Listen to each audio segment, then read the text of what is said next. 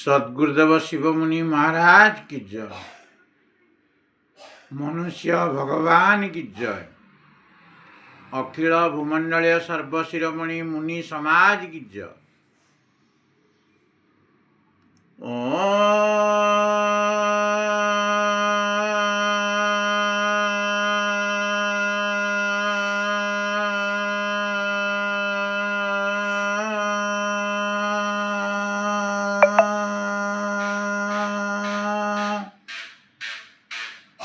आज सर्वप्रथमे आत्मदेव को स्तुति करी आत्मज्ञान विषय किसी आलोचना करने को जाऊँगी।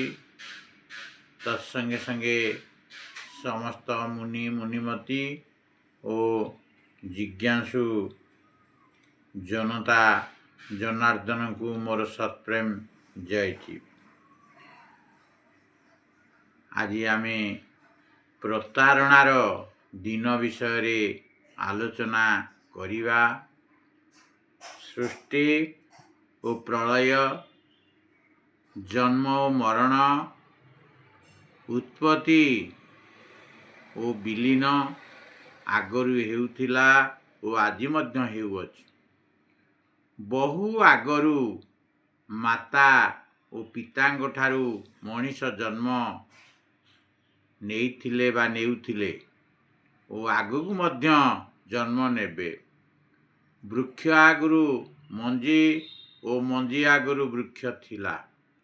मंजीर कारण वृक्ष और वृक्षर कारण मंजी। बिना मंजीरे सर्वशक्तिमान ईश्वर वृक्ष उत्पन्न करि पारु नाहांती वर्तमान। तेणु किपरि मानिबा जे बिना मंजीरे वृक्ष ओ बिना वृक्षरे मंजी पूर्वरु ईश्वर उत्पन्न करुथिले। आंब आंब मंजीर उत्पन्न हुए, ईश्वर एहाकू उत्पन्न करती नहीं। ठीक यही प्रकार रे मनीषरू मनीष उत्पन्न हुए, ईश्वर ठारू आंब कि मनीष उत्पन्न हुए नहीं। लोक माने कहती जदि प्रलय और महाप्रलय बेले पृथ्वी न रहे तेबे मनीष केउठारे रहिबे।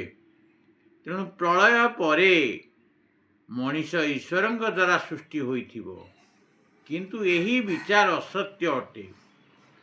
प्रलय अर्थ आज किछि मरुछंती तो किछि जन्म नेउछंती। पूर्वरु एही परि थिला, केबे भी भूमंडल जनशून्य हेउ नथिला। किछि पुरुणा दीप बा महादीप प्रलय हेले किछि नुआ दीप बा महादीप सृष्टि हेउअछि। पूर्वरु मध्य एही परि हेउथिला। एही प्रकार रे नष्ट हेबा दीप को छाड़ी लोक माने नूतन भाव सृष्टि हेउथिबा दीपरे बास करुथिले बा बास करुछंती। इस्लाम धर्म रे विश्वास थिला ध्वंसलीला हेबो।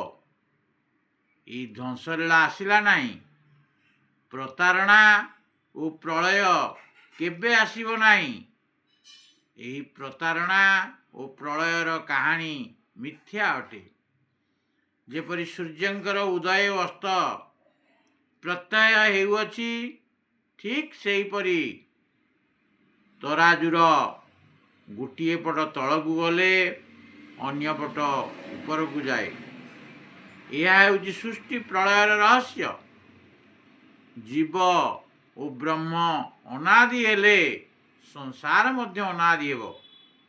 लोके कहती जदि संसार को कहीं तैयारी करी नाही तेबे संसार तैयारी हैला किपरि? जे अनादि अटे से सृष्टि हेबो कौन? से तो सर्वदा अच्छी। आकाश, जल, वायु, अग्नि और पृथ्वी सबु अनादि और अविनाशी। केवल तांकर रूपांतर और स्थानांतर होई चलीछि। विनाश केवे हुए नहीं। जदि मृत्यु हुए तेबे जन्म मध्य हुए। गोटे तरफ रे पृथ्वी दबी गले अन्य तरफ रे उठी जाए। ଯେ ଭୋଜନ କରେ ତାକୁ ପାଇଖାନା ଯିବାକୁ ହୁଏ। ପ୍ରଳୟ ସାଥିରେ ସୃଷ୍ଟି ଓ ସୃଷ୍ଟି ସାଥିରେ ପ୍ରଳୟ ଲାଗି ରହିଅଛି। ଆଜି ପର୍ଯ୍ୟନ୍ତ କେଉଁଠି ଏପରି ଦେଖାଯାଇ ନାହିଁ ଯେ ସଂସାର ସାରାରେ କେଉଁଠି ମଣିଷ ବା ପୃଥିବୀର ସ୍ଥିତି ନଥିଲା।